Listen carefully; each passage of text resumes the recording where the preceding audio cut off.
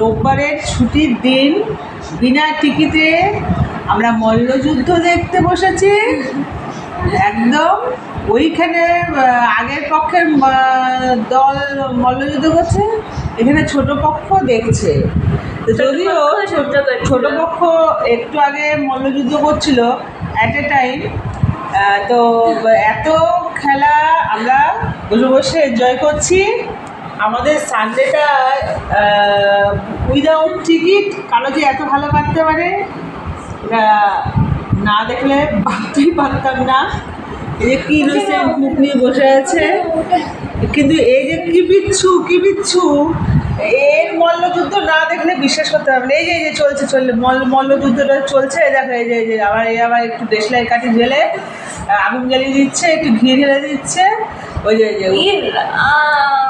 ঢাস করে ওই দেখো এই ছোটটা আরো বিচ্ছুর দল। তো আমাদের এন্টারটেনিং চলছে আমাদের।